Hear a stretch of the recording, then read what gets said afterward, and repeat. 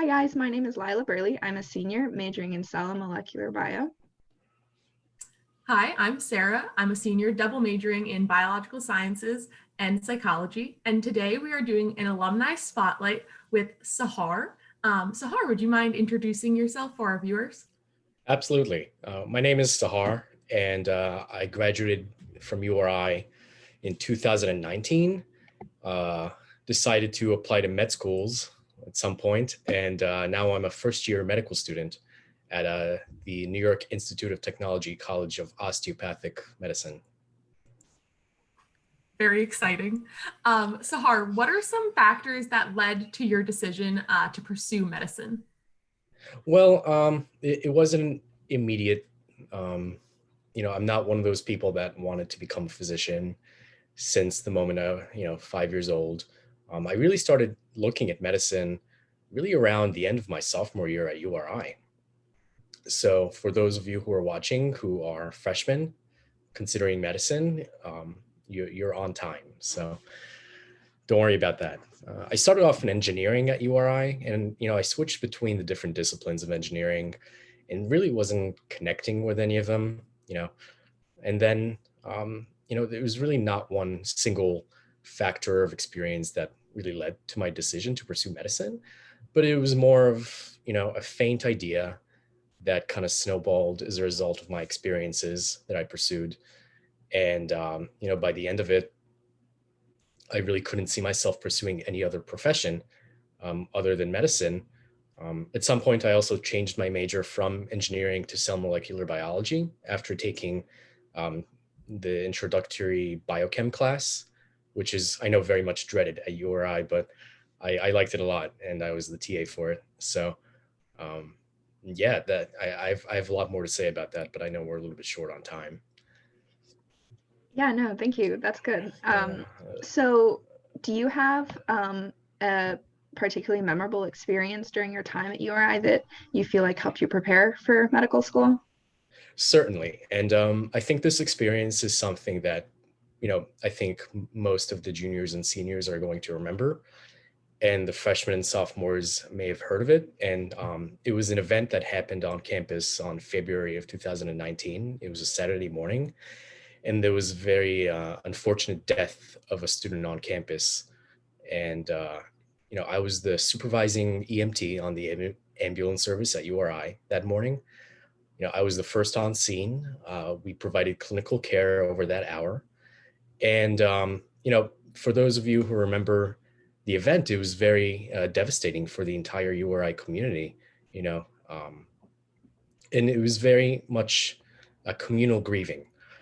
One of the things that are really not very seen by the public, and I don't think was really appreciated by the URI, the grieving URI community at the time, is really the effect that it had on the crew, my crew, the four of us, you know, afterwards. Obviously, we were all very much devastated. I think we all had to take a few weeks off of EMS.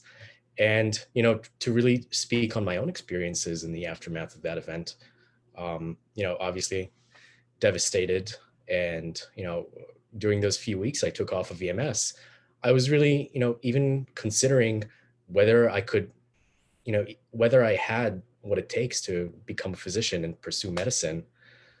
Um, and, out of that, upon reflecting upon it and really letting your emotions and nerves settle down after a few weeks, you realize that, you know, the anguish and devastation that you feel as a result of, being in a highly stressful event involving death, directly interfacing with death, it really makes you human. And, to be in medicine, particularly to be a physician in medicine, it's about interacting with the fragility of the human condition and, being a human being, providing care to other human beings who are in need. So, how I felt as in the aftermath of that terrible and tragic event on the URI campus was not really against my favors in terms of becoming a physician, but in fact, I realized that it was a strength. And, it was a very unique experience. And I hope that, very few of the people who are watching this that end up applying to medical school go through an experience like that during college. What can you take away from this? And what I would say is that, if you want to have an impact in your development as a growing healthcare professional, from the moment of freshman year of college all the way until you're retiring for medicine, and if you also want to have an impact on the admissions committees when you apply to medical schools, ultimately, it's not always about the number of hours or how grand the experience was, but it's much more rather how you reflect upon it and express to yourself and the admissions committees and your personal statement, how it changed you for the better and how you became better as a result of it. The entire event was maybe an hour. It was 3 episodes of The Office worth of time. And, just that 1 hour came up on almost every single one of my medical school interviews, even though it was just 1 hour, not 500 hours or 1,000 hours. So that's the advice. That's what you should take away from my experience. Do you have any questions about that, guys? No, that's awesome. Thank you for sharing that. Segueing into other advice, what piece of advice would you give to current URI undergrads who are considering applying to medical school? I have a few things to say about that. The first thing I would say is take your time with everything. There's people in my medical school class who are 10 years older than me. There are people in my medical school class who are 4 years younger than me. And, we're all on the same stage level right now. When people say it's a marathon, not a sprint, and I know, you're going to hear that term at some point during your pre-medical journey. When I always heard marathon, not sprint, I never actually knew what it meant. I just thought it was one of those buzzwords. But, after having been through the, pre-medical process and, being a first-year medical student, I'm very much starting at zero, and it still is a marathon.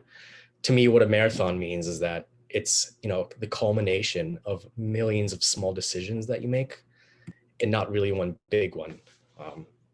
For example, for the upperclassmen watching this, if, it's a Thursday night at URI and you plan to endeavor on one of the classic Thursday night events on the URI campus, a small decision would be, I'm going to take this week off. I got to study for a test on my 8 a.m. on Friday. Or maybe I'll wake up an hour early the next morning and perform some, self-care or go exercise or maybe prepare extra for class or get ahead.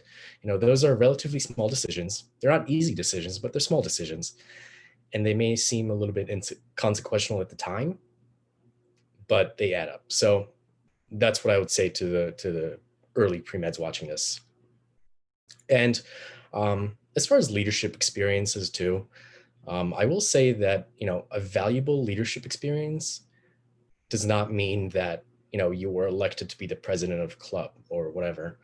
And on vice versa, being elected to, a leadership experience does not necessarily mean that you're going to be able to reflect upon it and become actually a better leader as a result of it.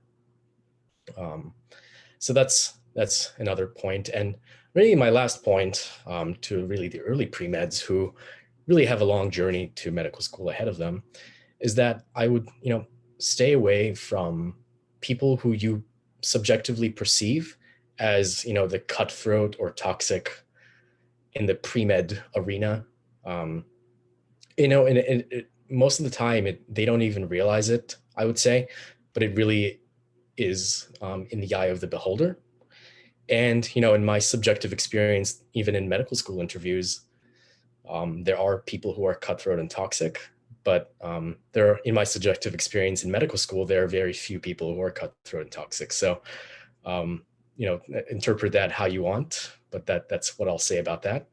And lastly, it's never a waste of time to go way out of your way to help someone, whether it is a patient or their family member or a stranger or a classmate that needs a little extra help tutoring, so your classes, share your study guides unconditionally and help people who are struggling and actively cultivate an environment that you'd like to see around yourself made by other people. So that's the advice I would give to URI undergraduates.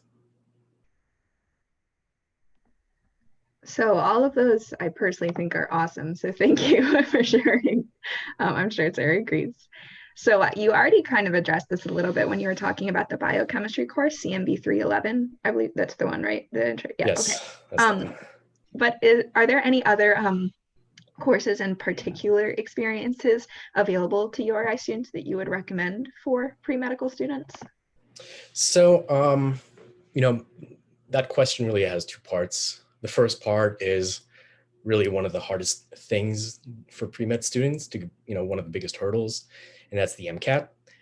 And, if you haven't heard about the MCAT, it's kind of like the SAT equivalent of medical schools.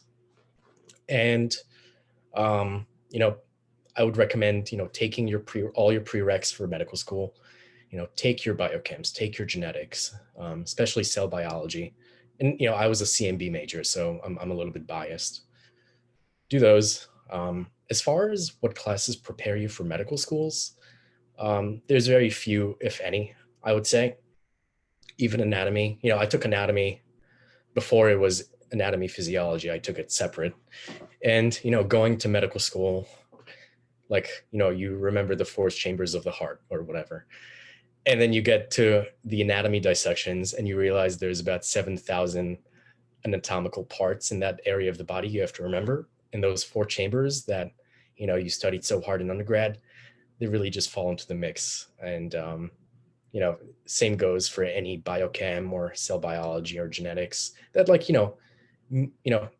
maybe help for like the first 5 slides of a 270 slide lecture series. So as far as like, oh, what classes are going to actually prepare me to be, successful in medical school, don't worry about that. What I will say though, is that it's, one type of class that I wish I took more in undergrad was actually writing courses. You can never get too good at writing. Unfortunately, I only took one writing course. It was science writing. I don't even know if they still offer that, but that was single-handedly the most valuable class that I took at URI in terms of preparation for medical school.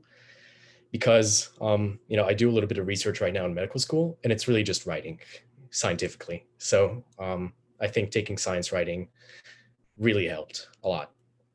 Do you have any questions about that? I actually have one follow-up question. Yeah. So could you talk a little bit about the difference in your curriculum? I know you were mentioning research as far as DO versus MD schools are concerned. Yeah. So, for those who are listening in, I go to a DO school. It's, College of Osteopathic Medicine. And, I know there's been a little bit of stuff about that in the media with, the coronavirus. And if you're really up to date, the Figs commercial, the Scrubs commercial that made fun of DOs, and everybody, exploded over that. As far as the difference between MD and DOs, for me, applying to medical school, they say there's a bit of a difference, and, indeed there is. But when I was applying, the way I perceived it is that the difference is not so significant in terms of what your goals are. Um, you know, my goals personally applying to medical school is to become a physician who, practices in a clinical settings and provides clinical care and, um, has an effect on people. And, when you take MD and DO, I can't think of another, you know, group of professions, and, there really are, MD and DO really are one group that have different names within them that are more similar than that of MD and DO. I didn't mention research. My research mentor is an MD who graduated from an MD school, but I also have other mentors who are DOs, and they're both extremely competent. They both take care of the same patient population. They practice in the same clinical settings. And one of them just happens to have a different set of letters after the name. And, also, this advice is not really particularly geared for the freshmen yet. But when I was applying and interviewing in medical schools, especially my school, if you didn't tell me it was a DO school or an MD school, it really, it wouldn't have been the same. So, and once you're here, everybody's great and everybody's extremely smart, and we're dissecting cadavers and we're learning the same exact type of information. And the very end, it's just different letters after your name. And for those who really know little about DOs, we also have an additional part of our curriculum called osteopathic manipulative medicine, which if you'd like to know more about, I would certainly recommend researching it or reaching out to me about it.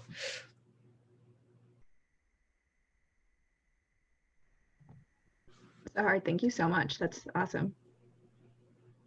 Yeah, thank you so much for spending time with us this morning and giving some words of advice to current URI students.